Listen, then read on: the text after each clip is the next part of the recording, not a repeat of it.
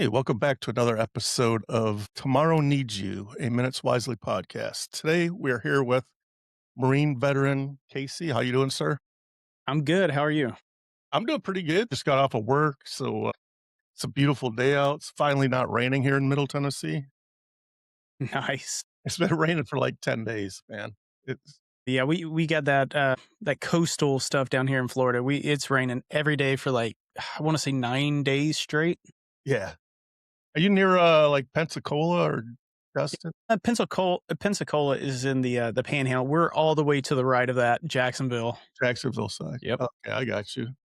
I was wondering if you ever saw like the Blue Angels just out there wheeling around the beach. Yeah. So we have three naval bases, and they actually come over here and practice a lot. So we see them almost all the time. Yeah. Well, I was in the Navy. I was stationed in Alameda, California, which is in the Bay of San Francisco.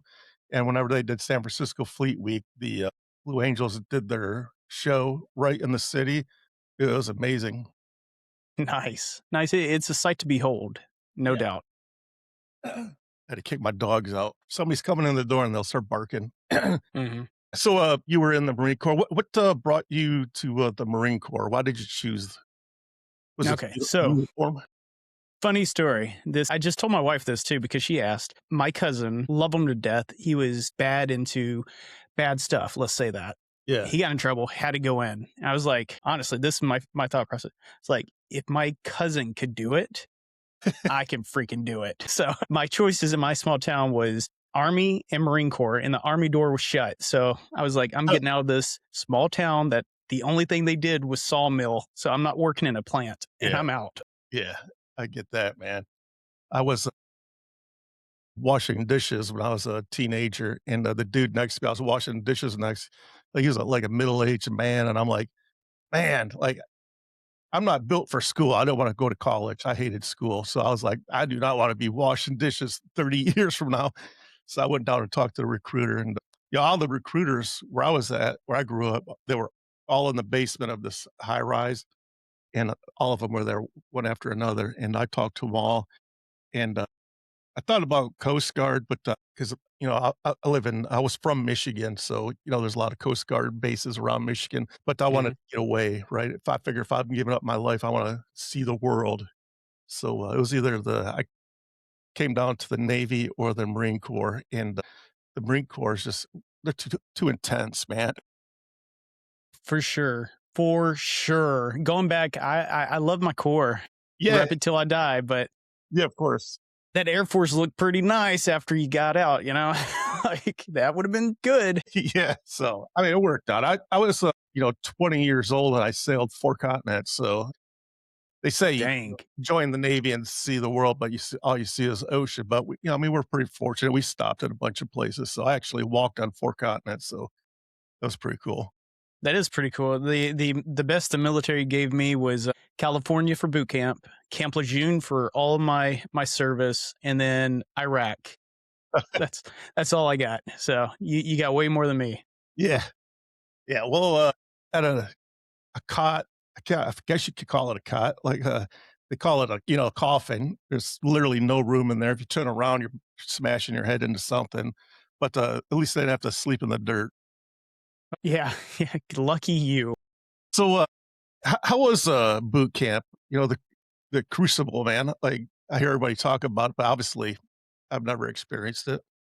It was definitely challenging. Yeah, I would say it was very challenging, especially the last hill, the big mountain.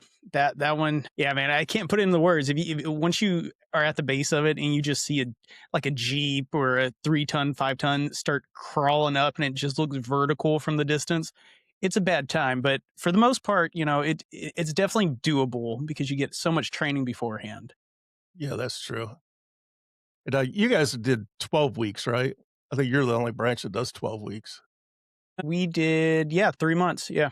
Yeah, 3 months. And then we did, I think it's a month or a month and a half of mountain training. And then we go to our MOS. right on. What point did you, get your EGA? Is that right after the crucible?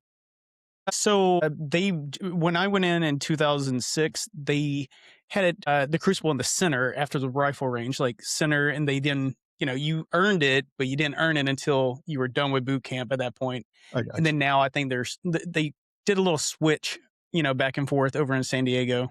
you. Yeah, yeah. Yeah, I always thought they did it right after the Crucible. But so I asked every Marine this, did you cry when they gave it to you? I definitely teared up. Not gonna lie, I'm not gonna try to be big about it. You definitely feel the emotion. It's just in the air. It's like very thick. You can like cut it with a knife, like they say. Yeah, yeah, yeah, I bet. Well, that's awesome, man. What what year were you in Iraq, and what part of Iraq did you go to? I was in Al Assad in 2009. Was it, 2009? So that was kinda later, wasn't it? Yeah, yeah. I joined a little bit later, a year after high school. So I poked Yeah, around for a year, but I deployed in 2009. We were out there for 7 months, I believe, 6, 7 months. And we were starting to tear down Al Assad a little bit and starting pulling back some of our gear, closing shop a little bit to, I believe, just to not forfeit it, but just give it over to the army to maintain at that point. So I was really at the back end of it, but we were still running operations and all that kind of stuff. yeah. I have a buddy that was a Marine, and, he was in Ramadi in, like, '06, and he said it was like a bloodbath. It was bad. Hmm. I couldn't imagine, man. Again, thank God I joined the Navy. You just got a tinnitus from it, right? Firing Yeah. the big guns. You know what? I do have, tinnitus, quite a pretty hardcore. So, yeah, when you're standing on the flight deck, man, you have like a so when I was in the Tomcat was still around, you have a Tomcat standing, sitting right next to you, and it's on a catapult at full afterburners for a few minutes before it takes off. Man, the energy that thing puts out, man, you like your chest just pounds, and you have earplugs in, plus you're wearing a cranial with the, big ear muffs, and it's like still like doesn't do anything, man. And now Mhm. I just get to hear tinnitus for the rest of my life, I guess. Yeah, that constant buzzing, Yeah, don't you love it? yeah. The VA gave me these hearing aids, but they're not like hearing aids that just pumps in like a white noise to Mhm. try to to counteract the tinnitus. They work pretty good when I wear them. Of course, well, they're uncomfortable. Yeah, Like, my wife has exactly. them because she has bad tinnitus. I have a friend that the VA actually gave, it's like a pillow, a normal pillow, but it has a white noise machine or something like that in the pillow, so it helps them sleep. So maybe that's something to look into. Well, they also sent me a white noise. Looks like a little Bluetooth speaker that I have on my counter, so I listen to like waves all night long. So it definitely does help. Nice. Yeah, along with my CPAP. I just got my CPAP from 'em too. Dude, I have one and I hate it. I hate it. I feel suffocated every night. So half the time I wear it, half the time I still wake up the same things, like Yeah, not restful or anything. yeah. So it's definitely helped me a lot. Man, I was just like beat down. Like I would have to take a car nap at work for 20 minutes. Then when I got home, I took a nap. Like I was just freaking a zombie. I s- got the CPAP about 3 weeks ago, and man, I'm like, it's night and day difference. But people ask me how is it, and like how do you get used to it? I'm like, well, just imagine an octopus stuck to your face. Try to sleep with that. Yeah, that's funny. My son calls it the face huggers from Alien. Yeah, He refers to it and all that stuff the same way. yeah. So I mean, it definitely helps, but I mean, I'd prefer not to have one. That's for sure. Yeah. So, how I met you is I saw you on TikTok and you were talking about cancer and that you're a veteran. And that's what piqued my interest because I'm also a veteran that was dealing with cancer too. So, do you know, can we talk about the type of cancer and how do you think you got it? Was it from like burn pits or do you know? Is there Yeah, any way to pinpoint it? I don't know if I can pinpoint it because after you do some research, you start digging into it. You've been exposed everywhere, even places you don't even think, you could have got it. But I am completely open with it. That's why I started a nonprofit to talk about it anyway. So I had testicular cancer, so it's ball cancer, for everyone, wondering or didn't know. So I had an infected ball. swelled up to probably about 3 sizes too large, like the Grinch, right? And it moved. What's the word? Metastasized or something? Whatever. It moved to my left kidney area on the lymph node that swelled up to a grapefruit size tumor, completely crushing it for the most part. I was in stage 1, going in stage 2 kidney failure because of it. And so I got my treatment and everything. It's really susceptible to actual chemo, so that was my option, not surgery. Besides to remove the testy, but Yeah. chemo was the biggest pain in my rear with it. But in regards to where I possibly got it, I was on Camp Lejeune. I'm not saying that there's still toxic there because of back in the day, but there's a lot of stuff that gets leaked into the ground that just absorbs and never comes out. Just saying. But I was also working with radio and satellite communications before that. That was my MOS. We have a lot of examples that if you put like a popcorn bag in front of some of these dishes that's transmitting, it will pop it. So what happens when you shut it down and you go across the sand, to pick up trash and crap, Right. you might have been exposed to it at that point. And Correct. then, of course, I was over at Iraq. It was on the later side of it, but we still had a dump pit. We still had stuff in the air, in the sand, our gear. Like if you start going down the rabbit hole, there's not one spot that you can automatically pinpoint to it. There's multiples, and you can just take your pick at that point. Yeah. Did the did you go to the VA for your treatment, or did you go private doctor? Or how'd that work? Ye Great question, great question. Yes, I was in Illinois, near Chicago, so I went to North, Chicago VA, Lovell, I believe it was, and, I went to my primary care. They said I had back pain, so I was like, "Oh, I'm hurting." For the next 4 months, I kept going to their ER, their primary care, and they just kept saying, "If you can lift your legs, like, lay down, lift your legs up 90 degrees, we can't run a CT scan, we can't run X-rays, we can't do anything. You might have a bowel obstruction, so you need to take starts with an M. You get it for like $2 at Costco. Human Drano, basically. Yeah, Metamucil? Yeah, yeah, something like that. Yeah, they told me that back pain. I was have spasms. They did all this for like 5 months until I went to a civilian doctor, ER, and they were like, "We think you got kidney cancer," because all they did was they did a CT of my chest or my stomach, saw that grapefruit sized tumor, and was like, "Oh yeah." Then I went, I got my oncologist, my urologist, and they were like, "No, you had testicular cancer that already moved." Wow. So I ended up getting community care, which is great. If you're getting cancer stuff Yeah. in the VA, I personally, I know the VA can be very competent with their stuff in certain Yeah. areas. My area at the time was not competent. So go community care if you get the option. Get a civilian doctor, you'll be treated just fine. Yeah, so I didn't start seeing the VA until after my cancer. So cancer, as we all know, that it's, very expensive. You can't afford to get cancer in this country, and I had health insurance. So I went through civilian urologist, and every time I would go to like a PET scan, there's $1,800. MRI, there goes another $1,200. Like I was just getting nickel and dime, but thousands, thousands of dollars every time I went. And so my cap was like $8,000 or whatever. So I spent, you know, way too much more money than I would like to. So as I was healing, that's when I started going to the VA. So I figured if I go to the start because I've never been to the VA. I just wanted to get my foot in the door because if the cancer came back, I wanted them in my back pocket so I didn't have to pay all that money again. But when I went there, my primary care at the VA, he asked me, he goes, "Are you switching all your stuff over to the VA?" And I said, "Well, I kind of want to do like a hybrid thing, I want to go because I don't really, I didn't tell him this. I don't really trust him. So I'm gonna stay here, but, every time you guys tell me something, I'm gonna verify it with my primary care over here." And so, as I was building up and he says, "Do you want to, transfer your urology here too?"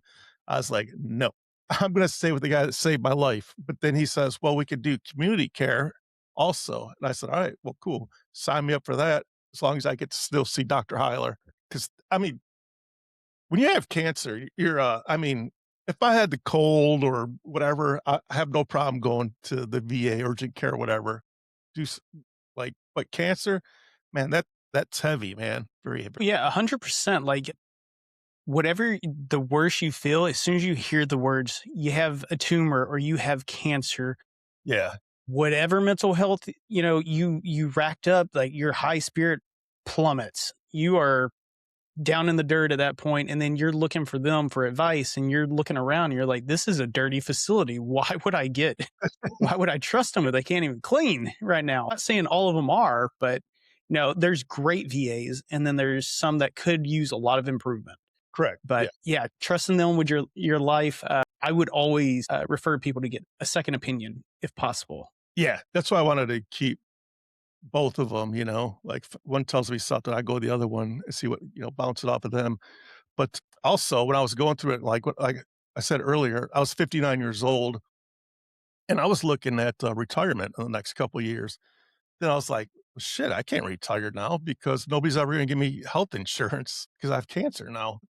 Right, I mean, I could, but it just cost me a freaking small fortune if I'm not working, Mhm. like, once you retire, then you're on that fixed income. Like, I can't afford to do that, so I have to keep working to keep my medical. But then, that's when I light bulb went off, like, let's try out the VA and see how that works out, so Yeah, yeah, it's a great if you can pull it off to do a hybrid, have insurance cover the bulk of it until you hit your premium. If you have approval for community care, they will cover usually the copays and then any out yeah, pocket stuff for you.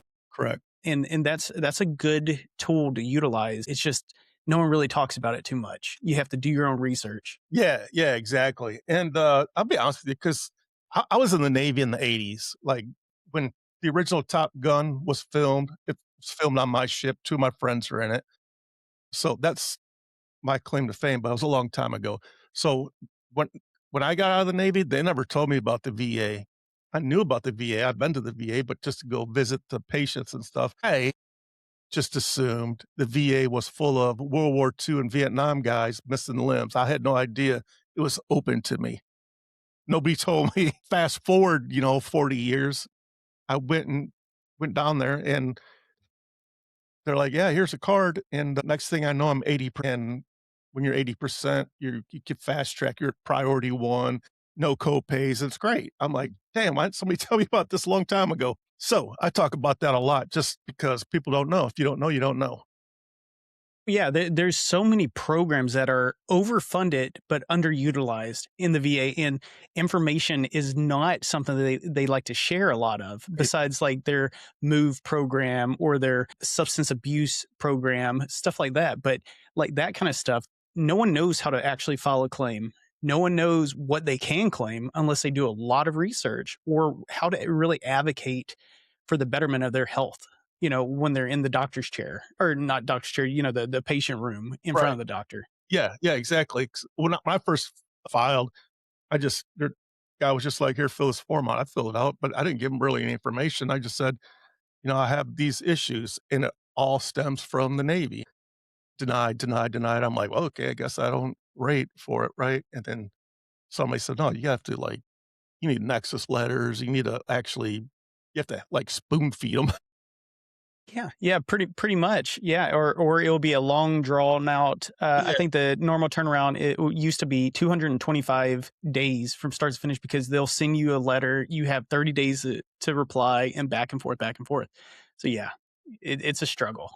yeah, they weren't even, like they just automatically denied me, right? They didn't even say why or anything. I guess they did, but you have to be a lawyer to read the crap that they send you back. So I didn't know, but I finally found out VSO, and he's like, "No, this is how you gotta do it." You know?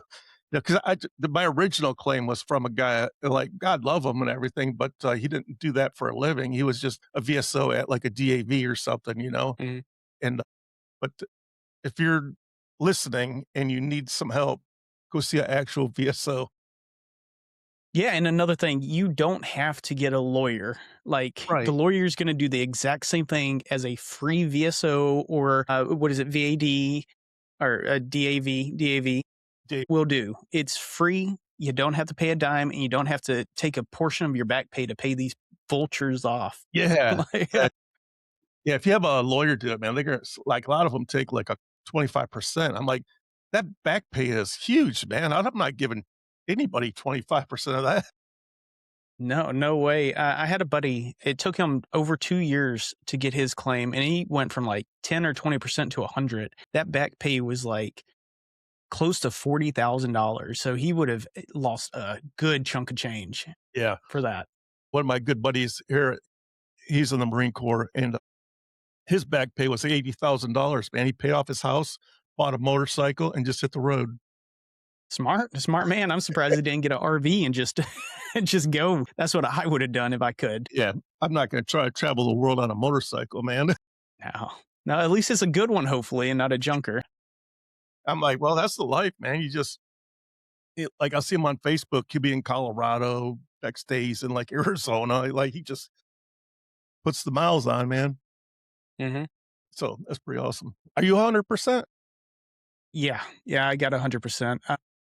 I was stuck at 80 for, or sorry, 90 for a long time. And then I got cancer. And then I got residuals from cancer because you can't get, like we talked about slightly before, you can't get a cancer diagnosis without having a secondary condition that's what they're actually diagnosing you and giving you Yeah. benefits for. Mhm. After you can get 100% while you're in active treatment, like a temporary, like unemployability status. But as soon as you're done, they'll drop you back down and you have to claim residuals to get anything from it. So I was lucky enough to get 100%, unlucky enough to get cancer, but I'm Yeah, here to tell the tale and the word of it, to people that's listening that you can yes. do other stuff. You're not locked in. Yeah, so that's where I'm at right now, I'm stuck at 80%, but they're looking at the cancer right now, but I know, like you said, once you get past the point of where, you're out of the danger zone, they drop you back. But I'm looking at, like ED and, incontinence claims, so we'll see what happens. Yeah, see, a lot of people don't know if you got to that 100% mark, permanent and total, you can get those special monthly compensations, which gives you a little bit more, like ED or housebound. Say you have bad PTSD and you can't leave the house. Mhm. You can get housebound, and that's like 400, 500 extra bucks on top of your stuff that really helps out later, Yeah, as it adds up.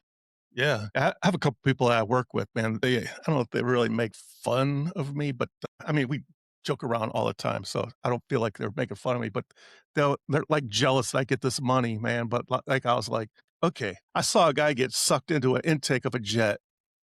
You want that on your brain?" So I don't know if it's worth the $2,200 they sent me.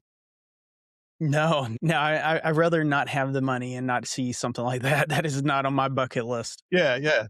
I mean, yeah, I've seen, like, 4 people die on a carrier, and one of them got, he he got pushed from one jet exhaust over into a full afterburner, and the afterburner just smoked him, and he bounced off the JBD, which is the jet blast deflector that comes up off so the flames go up, right? And he bounced off the jet blast deflector and went 100 feet in the air, landed in the ocean, and one of our support, boats picked him up, but obviously he was already dead. He was dead instantly. But, that's the kinda stuff that you have to deal with on a carrier. So, that's where I got my PTSD from, the 80 Mhm. just Yeah, that's rough. yeah. That's some rough stuff there. Yeah. But, that's why my hat's off to anybody that joins the military, man, even if it's peacetime, because even at peacetime, people die. Like, these guys, they're out there practicing, they're doing their daily thing just like it is, like, you're in wartime. There's never any downtime. And then when one of those guys dies on the flight deck, guess what? They, scoop them up, put them in a bag. 30 seconds later, you're catching another airplane or one's taking off. They don't give you time to grieve, and I think that's probably the worst part is the no time to, like, let it go, You're just man, you just basically throw them off to the side and, just keep rolling, man. It's crazy. It is. That's why they give us dog tags. We're serialized. Yeah. We're gear. Not saying that I don't love, what we've done, what we've accomplished in the military since we started back in the day, but there's definitely room for a lot of improvement Yes. in our military. I'm not saying go woke. Nothing crazy like that. We need a good fighting force to protect us and to keep fighting, but there's definitely got to be some give and take, some change, some not everyone's a serial number. We need some more human element back into our service and, still have a competent fighting force. Correct. Yeah, like, I work in a manufacturing now, I'm a IT guy, I don't work in manufacturing, but my office, I support manufacturing, and, there's a lot of presses, 2-ton presses and all this stuff, and if somebody was to get crushed or died in a workplace, mishap, they would shut the place down for weeks and have grief counselors and, priests and everything else lined up in there to help people. In the military, man, that's just, bag them up, move on, and, got work to do. Yeah, the mission continues. Yeah, yeah. And yeah, that it's a very sad aspect of it. We're just lucky enough to still be here, to Yeah, be yeah, yeah, yeah. honest. Like we Yeah, had kids leading kids back in the day. yeah, yeah, but I wouldn't trade it for the world, man. I love my experience in the Navy, hanging out, doing that kinda stuff, but it takes a special person, that's for sure. I think that's why there's only 1% of us. That is true. Yeah, we're a very low percentage, Yeah, but we're one of the loudest percentages. yeah, yeah, yeah, yeah, I do love that too. Yeah. So, what's your, you said you had a podcast. What's your podcast about? Yeah, so my podcast or my wife's and I, we tag team. We're both she's a female veteran or Marine Corps veteran too. I, Nice. I couldn't marry a civilian girl because she couldn't get it. She couldn't understand the craziness of it. But yeah, it's called a Veteran Cancer Talk, and we bring on veterans that have cancer or had cancer or caregivers, and then other resources, different nonprofits, different organizations that are doing something related to veteran and, trying to help them with some kind of cancer. Right. Yeah, that's awesome, man. I love it. This podcast, it grew a little bit more than what I thought it was, and it started making a little bit of money. So it was not my goal to profit off of other people's stories, and sit around bullshit. I didn't. I just do it just because I love talking to veterans. So I took that money and I hired a CPA and I started a nonprofit. And so now Minutes Wisely is a nonprofit that sends veterans, first responders, and Gold Star family members to awesome sporting events. So it's kind of our way to get them out of the house, get them out of isolation, get them to a game. And it's not just any game. Like it's like we'll like roll out the red carpet, buy tickets that they would never spend that kind of money for a ticket. So they could see how great life really is, you know what I'm saying? Like, if it costs me $1,000 to send somebody to a great game, they have a great time, that $1,000 is peanuts to me, you know what I'm saying? I got him out of his house, him or her out of their house, and showed him a great time, and, that's kinda what we do. Yeah, that's awesome. Not enough of that is going around. I don't think that just goodwill, and then you drop the nonprofit status on top of that. That just proves that you're doing it for the right reasons. The Yes. ones that do this kind of stuff start making money off of veterans suffering, their stories and stuff. Yeah. I really just cannot respect because they're making money off of someone else's trauma, and I just can't do that. That's why we started our nonprofit. We're strictly volunteers. Every ounce of any kind of money we raise or bring in gets funneled right back into either a cancer research is what we're working on next, or it goes back into like marketing material for just bringing up more awareness. Yeah. Heck yeah, I love that. Yeah, and ever since my, when I was going through my cancer thing, laying in on that PET scan for 45 minutes and, they pump you full of that crap where you're like glowing. It's scary as hell. So the whole time I'm going through this, I'm thinking, man, I'm a grown ass man and I'm this scared. I couldn't imagine what a child would, what they're going through, or even the parents of a child, even worse. So once I healed up and got on the back in the saddle again, so to speak, I opened up the nonprofit Minutes Wisely so we still do that. Our bread and butter is still sending vets to awesome events, whether it be concerts, NFL games, whatever. But now we find veterans that are dealing with childhood cancer. Like, say, for instance, I had a veteran here. He has a 9-year-old son, has a brain tumor, and he had brain surgery like 3 years ago. This first visit back to check on it, the tumor had already started growing back. So I sat down with the family without the child, just the mom and dad. And I asked them, like, what can we do, to just brighten his day?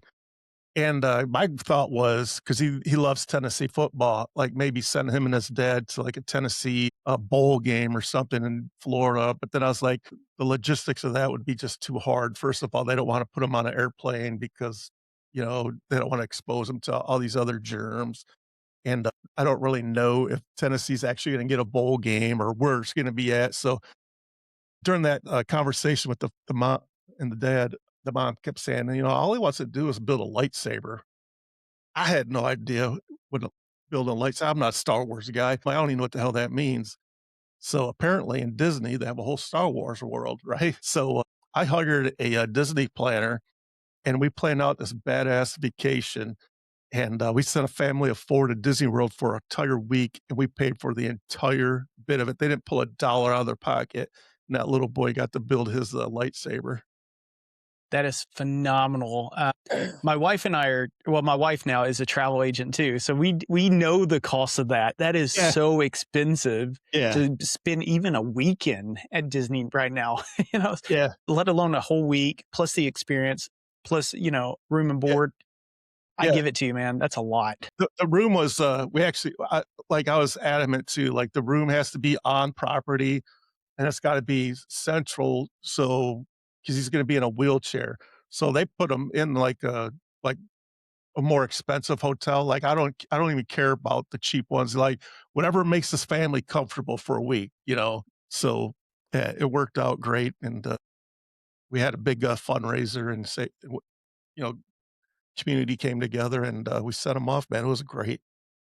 That I is love doing that. phenomenal. I love doing I love to hear that because I think the only other nonprofit I know for a fact is Gary Sinise, yeah.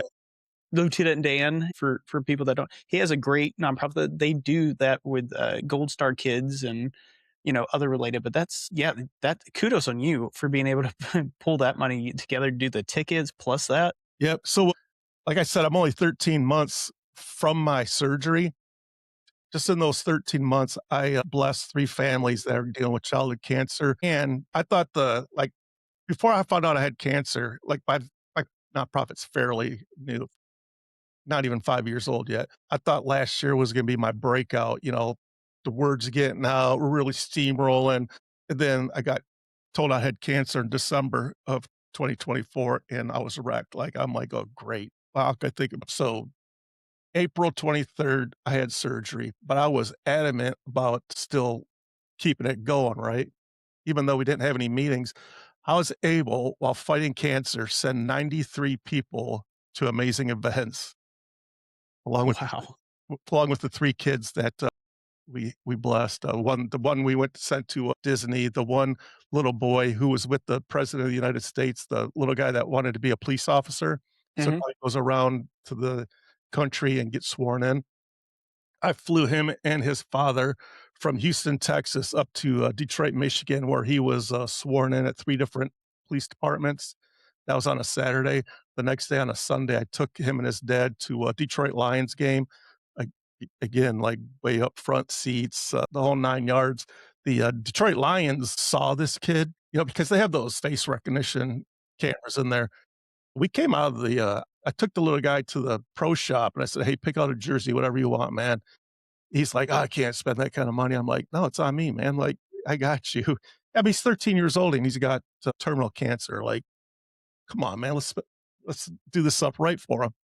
So I buy Mhm. him his jersey, get him his food, and as we're walking out, one of the Detroit Lions reps, he's all suited up. He's got a gift bag. It's like, "Hey, DJ, I just wanted to welcome you to the Detroit Lions." I gave him this gift bag. And he's like, "Oh, yeah, by the way, come on down. We're going to take you down on the field and meet the players." It was the coolest thing ever. And that wasn't even planned. That's awesome. And then the other little boy, he's a 2-year yep, man, the cutest little dude ever. His name's Maverick, 2 years old. His birthday was in December, so he just turned 2. He just started a 3-year chemo program, and, he's in and out of the hospital, and, so what we did for him, but the family was not financially set, and every time the little guy's in the hospital at least once a week. Every time he gets a fever, he has to go to the hospital. So he's literally in the hospital more than he's at home. So I did a crawfish boil, and I was able to give the family $5,000 to help. cover costs of gas and hotels or food or whatever they needed, and, it was freaking awesome, man. I love doing that. That's awesome. Yeah, you're doing some great work out there, man. I can only hope our nonprofit one day can be able to do something like that. Right now, we are definitely just focused on advocacy and Yeah. small little fundraisers over there. But yeah, man, you're doing it, and that's the dream. That's the feel. That's probably what got you some good karma to catch your stuff early. You know. So, hey, no kidding, because I suddenly hook up these little kids now that have cancer, I tell everybody, I feel like God touched my forehead and gave me cancer, but then he healed me because he wanted me to go down a certain path. That's truly how I feel. So, Dude, I completely get it. I didn't say this yet. My treatment was like 3 months, roughly, give or take. Right during my first round of chemo, I scratched a pimple on my face. I had no, like no immune system. Went into sepsis holy for a week right before Christmas. I'm hallucinating basically, and I swear to goodness, I was close to seeing the light. I was like, hey, if you save me here, I will try to do better stuff. I will stop doing what I'm doing and I'll start focusing on better stuff. yeah, Ever since then, we slowly, I'm going into hopefully my fifth and last year of surveillance remission, 5 years. But I am, ever since then, we have slowly built up to starting our own nonprofit to try to do better and to do, try to get to a point where we can help out the most amount of people we can. yeah, that's amazing. Hell yeah. Well, if you ever, need any help or anything, man, let me know. I'd love to help out if I can. Yeah, man. Hey, so as we talked about earlier, our whole goal is to talk to veterans and caregivers because a lot of people forget about caregivers when Yeah. it comes to cancer Yep. and organizations. What we're doing is compiling a network of organizations that have stuff that we can't offer. So we identify someone, we can be like, hey, I know this nonprofit over here, go talk to them or we'll make that introduction so maybe they can help like travel or a meals on wheels kind of situation or housing or maybe they're celebrating going into remission Yeah. and maybe you can help them out on that Yeah. one. Who knows? 100%. Yeah. I love helping people out, man. But yeah, we knew starting our nonprofit that we are not going to be able to play ball because we have no funds for the most part. We have a little bit of funds, like self funding for the most part, but we can make connections with other people that do have these great programs that are underutilized Yeah. right now. And we need to make those connections. So that's what we've been focusing on for 7, 8 months now, roughly, is just making those connections, getting the word out. And we're just trying to bring so much awareness to this cause. And Yeah. honestly, I haven't even got into the numbers, but it's crazy the amount of veterans getting cancer. Yeah. Yeah.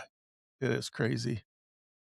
When I sense when a veteran or a first responder to a game or concert, the only thing I ask, man, I have a couple of, prerequisites here besides being a veteran or a first responder. Number one, I need you to take pictures and send to me because the smile on somebody's face is worth all the hard work that we put into it, right? And Mhm. the second one is just don't sell your tickets. If you can't cold call me and I'll find somebody else. 100%. Yeah, that's it, man. Just send me a smiling picture so I can put it on my website, and I love it, man. It gives me motivation to keep going, because I do all this. I do the nonprofit, I do the podcast. I actually have a couple podcasts. I talk sports on Sundays, and then I work, 50, 60 hours a week. So people are working like, how the hell do you find time for all this? I'm like, well, my kids are all grown adults and they're out of the house. So if I was like, what am I going to do now? Just dig in. Let's go. Yeah, we do a podcast, like I said, and we only release videos like 2 times a month, first and 15th for the most part. So if you're freaking doing some on Sunday too, Yeah. dude, you're doing a lot. I actually had 3 of them at one time. Was talking about cancer. I had the Hope Cast, and, me and another guy who I met in a, support group had the same cancer I had.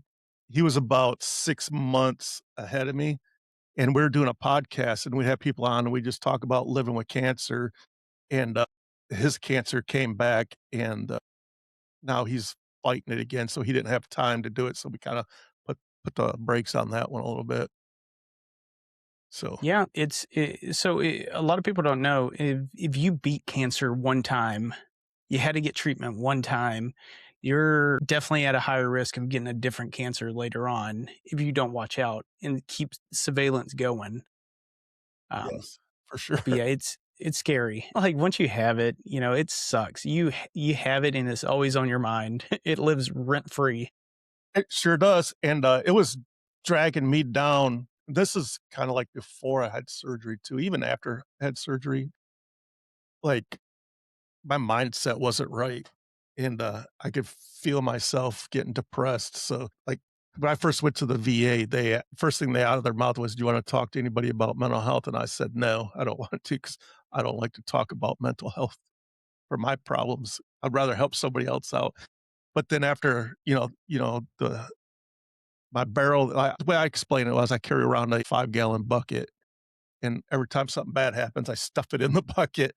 Well, the bucket overflowed, especially when I had cancer, so I reached back out to the VA and said, "Yeah, man, I'm gonna take you up on that, getting some mental health," and it helped me out, leaps and bounds, just being able to talk about it and just get it off my chest, and the VA was so cool about it, they even sent me to so I had my own personal therapist, and then they sent me and my wife to family counseling also because of the ED. We've been married for 34 years, and we have a solid relationship, but once you cut that out, man, it's like, "Oh, something's gonna give," right? And so they sent us to, community care for that one, and, it's been a godsend, for real. Yeah, you have to, especially with any ailment like mental health to or like PTSD to cancer to any other bad thing that can happen to you. It's always best to talk, even if you're talking to yourself in the camera. Like if you don't like being on camera, get on camera. This has helped me so much being on camera, talking about my ailments, my problems, my PTSD, my lack of energy, all that stuff, my problems with the VA sometimes in community care, but if you don't talk about it, no one knows about it. So you don't know what to tell people when you get the opportunity to actually talk about it. Correct. So my advice, just talk. Yeah, Talk to people definitely. about it. Yeah, yeah. Find a friend, find somebody, man. Shit, call one of us. And, yeah, just call and talk. And also, once I started to talk to somebody, I put my mindset into I told myself, like, "Cancer may take my life, but it will never take my will to live." And that's kinda what I leaned on, and that helped out tremendously. Yeah. Yeah, for sure. If you have a good attitude about it, like, hey, this is going to work. I don't like to say manifest, but if you manifest that is going to work, it puts you in the right mood to actually take on a big battle like that because it will zap you. It will strain your mental health. But as long as you keep that idea that, hey, this isn't going to beat me, it's going to have a hell of a hard time winning. Yeah, for sure. And there's so many, like, layers. It's like this big giant onion. You just peel a layer off and there's something else there, like, not you're not the only one that's going through it. Your wife is going through it with you. I don't know if you have any kids, but, my kids went through it with me. I mean, like, it was rough on the entire family. Yeah, yeah, 100%. Married, have kids. My son at the time, he's turning 12, so it's 5 Nice. years ago, like 6, 7. Yeah. He didn't know what was going on, but he just knew daddy was sick, daddy was tired, daddy was a bump on the log for a handful of months. Yeah, that sucks, man. I think and that was the worst part. The morning that, they had me strapped into that bed and there before they took me off to the OR, they brought my wife in and my 3 kids were there, and like I said, they're all grown, but, having them stand over you looking at you, it's the most helpless feeling ever. Yeah, but it also, like, I know that feeling. I've been there. I've talked to people that have that same feeling or the caregivers watching it too. But there is something about the military mentality of like, I don't know what the hell is going on. I'm Yeah, going to put all my faith in this. You handle it. You like giving up that control is hard for military people, but we do like once we give it up, we can actually start feeling better until we can take back control later on when we're starting to feel better. yeah, And it's just a weird kind of mindset with that. Like it's crazy. I don't know if I explained it properly or not, but you got to give up control to get it back later, hopefully. for sure. Yeah, 'cause, one day you're the, one fixing everything. Next thing you know, they're the ones that are trying to help fix you, and it's not I don't know. I appreciate my family for being there for me, but, it just sucks that it had to happen, but, you know. It put you down a different path, man. That's all it is. Like Yeah. we were meant for one thing, and then that crossroads. You got to go down this one. Yeah, exactly. Like, 2 weeks before, my doctor told me that, one of my shipmates is trying to call me. Hold on. So, his wife is going through cancer right now. Mm. Couple weeks before that, I started going through all the tests for cancer where my doctor said, "Hey, there's something wrong." I took my dog to the vet, and, my wife's like he's a German Shepherd, beautiful dog, like, he's from Germany. Took him to the vet 'cause he had this thing on his paw, and the vet says, yeah, sorry, your dog has cancer." And I was, like, devastated, man, but then I was like, "You know what? I'm not gonna let this bring me down. There's human beings that are out there that are suffering with cancer, you know, and so I'm not gonna let it." I mean, I still love the guy and everything, the dog, but, I'm just not gonna let it bring me down. And then, 2 weeks later, my doctor's like, "Yeah, you got cancer." And I was like, "God damn it." My gosh, man, that's crazy. I actually have a story for you too on the same thing. I have a German Shepherd pup, right? A couple weeks, I wouldn't say 2 weeks, but at least a couple weeks, he still has stitches. We got him, neutered, and then come to find out, I had to get one pulled out too. And like my wife took a picture of me with the dog cone on because he healed before me. So here Yeah, it's just it's nuts, man. This stuff just happens. Like when it's meant to be, it just kind of lines up, good or bad. It will line up, and you just got to figure out what's going on later. Mhm. Yeah. It has a way of humbling you, that's for sure, you know? You're riding high, you think, you're bulletproof, next thing you know, you're laying on a bed with the robot ripping you apart. Yeah, pretty much, man. Pretty much. Yeah. So, I don't know how they did yours, but the robot actually did my surgery. So the surgeon was, like, over there in the corner just looking in a scope, doing his thing while I didn't wanna Google it before surgery, but I Googled it after my surgery, and I was like, "Holy hell, man, like, this octopus thing with, like, 6 arms is doing shit inside your guts." So it's bizarre, man. No, you got the microscopic surgery, I believe, right? Little pin Yeah. pokes So everywhere. Yeah. I have 6 holes. Most of them are, like, this big. The one where they pulled the prostate out is only this big, so, yeah, it's very, Man, very fortunate.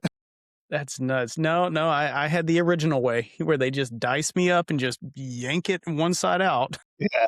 Yeah, that's crazy. Which, honestly, I do have another story on that one too. Like, I'm all about trying to preserve those kind of memories because I knew something was going to happen later on that I would talk about this kind of stuff, right? So I asked my surgeon, my urologist that did the surgery. I was like, "Hey, can you record this?"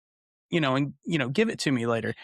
I don't know if I was just already under a little bit and was loopy, but whatever I told him, he thought that I said, take a picture and go show my wife of my testy outside my body. So now I have this bloody testy on my phone in large, and my wife's like making these faces. She will not let me live it down. I do not believe I told the doctor to do that. I wanted a recording of like them taking it out. I would want to watch that. I did my research and knew exactly what was going to happen. But no, he thought it was fun to go show my wife. Yeah. Oh, I don't know if I'd wanna see that either. You should make that your profile picture on social media. Dude, you're gonna get me banned. Put in Facebook jail or something. And before I had a nonprofit, I lived in Facebook jail, man, just because of my mouth, you know? I love riling people up, but after I started my nonprofit, people are like, "Well, you're running a nonprofit now, you might wanna tone it down a little bit." I'm like, "Yeah, it's kinda hard to, promote a nonprofit when you can't even get on social media." Yeah, when the head of your nonprofit is throwing out like blah blah blah blah, oh, can't find them on socials. Yeah, Yeah, I yeah, get it. My wife chills me out. Like most of the time, I'll put a reply or something, and I was like, delete yeah. just in case. Let me run it through the wife. My wife, when we first got married, she used to yell at me all the time. She's like, "Richard, you can't talk to him like that." I'm like, "What? Why not?" Not everybody was in the military. I was like, "My bad." Yeah, some people might be a little sensitive. Yeah, like, Don't get that dark humor. if it's in here, it just comes out, like, and then I'm like, I had one of my wife's friends just literally like a month ago, she said to me, "I'd hate to see what's inside your head." I was like, "Yeah, it's pretty weird in there." Well, it's not boring. Yeah, that is true, man. Alright, well, do you have a website before we, hang up? Do you have one? Yeah, Oh, yeah. perfect. If anyone wants to, so I have a few things on my website I want to, if you don't mind me point out. So it's called the veterancanternetwork.org. And on that site, if you are a veteran 45 years or older, we have a free partnership or a free blood test through our partner, Dana-Farber Cancer Institute, where they will send you this top of the line. It's already been approved by TRICARE for Life, but it's being evaluated for FDA approval, but it's a single blood draw cancer test that can test for 50 different cancers in one blood draw. And they'll mail it to your local phlebotomist, and then they'll mail it back to them to do the testing. It's called the Sentinel study. It's halfway down our page. If you're 45 or older veteran, go to it, get your free test. There's only, I think, like 800 more that they can give out because they had a Department of War grant for this test, so it's already paid for. Go ahead and do that. And the second thing is, we would love anyone that hears this to know that we're boots on the ground, sort of say, but with bicycles. So we are actually bicycling from North Florida to DC on the 13th of this month of June to advocate. Yeah, it's crazy stuff. We're not cyclists or anything, but we're advocating for better screening practices in the VA, better protocols. So people under 45, because the first test you can get for cancer is 45, which is ridiculous because we have kids that get cancer and everyone in between that get cancer. So why put a barrier, a age-based barrier? Let's do a risk-based barrier. If Yeah, you were deployed, if you were in the military, if you were, I don't know, in a building that has asbestos or something, you can be, why stop you from getting a screening? So we can accomplish that one day. We'll get better outcomes for all.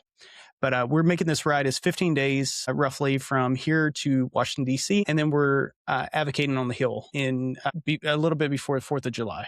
So nice. we're calling it Pedal for Impact, excuse me.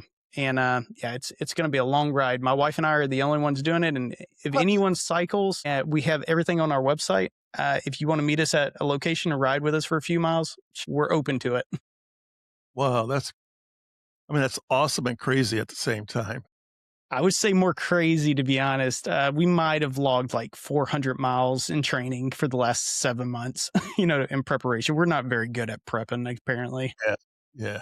Well, you're both Marines, so I feel like Yeah. you're gonna do it. Yeah, yeah. Well, we're gonna do it, no doubt. No matter how we get there, we're doing it on some kind of bike. Like we got our bikes. We got a safety e-bike in case some of the times get a little hard, rainy, and up the Virginia mountains. We have to do that. That's gonna be fun. So what we're gonna end up doing is we have a safety vehicle, and then we're gonna bring my Jeep with the bike rack and all that stuff. So my wife's gonna do a little bit throughout the day, and then I'm gonna do the rest of it, or I'll do the full day. Yeah, She might do the next day. yeah. But some of the days we got 105 miles that we have to travel in a single day. So it's going to be a long days. You already have the route planned out? We do. It's all on the website. It's an interactive map, so you can actually see the elevation as well at the bottom of the map, and each location, the dates where we're going to be there. And yeah, man, it's going to be a trip. Let's say that. But it's everything. We did a big fundraiser in Arizona to help pay for this trip. So we have our hotels ready to go, our food ready to go, our safety vehicles ready to go. And so sorry, I'm making this drag out a lot longer, but Oh, we had our local Florida Congressman, Aaron Bean, actually presented our initiative on the House floor about a month ago. So we're in the records nice. on the House floor about this Pedal for Impact cancer awareness mission. How did you get in front of the, politicians? We went to our local congressional office, and then we were making contacts with some of these, like Wounded Warrior, Dana-Farber Cancer Institute, Prevent Cancer Foundation. We partnered with them. We made a couple of these big contacts because there's like one other veteran group that is focused on cancer, but it's more of they're doing great work, but they're focused more on like a GoFundMe-ish, Yeah, trying to raise money for these families, which is needed.